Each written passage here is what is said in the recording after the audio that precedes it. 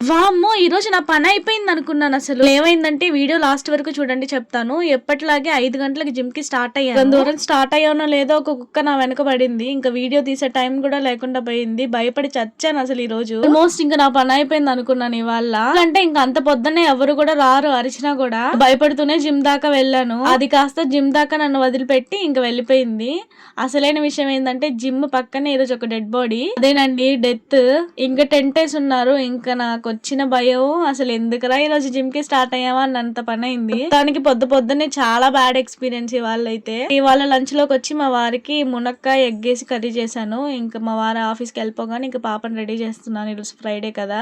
ఇంకా అద్వితి అయితే ఈ మధ్య ఒక కొత్త హ్యాబిట్ నేర్చుకుంది. ఇప్పుడు లేవగానే వాటర్ అడిగేది, ఇప్పుడు లేవగానే బ్రష్ అడుగుతుంది. మంచి హ్యాబిట్స్ మనం వాళ్ళకి నేర్పించాల్సిన అవసరం లేదు. వాళ్ళ ముందు మనమే చేసామంటే వాళ్ళకి ఆటోమేటిక్ గా అలవాటు అయిపోతాయి.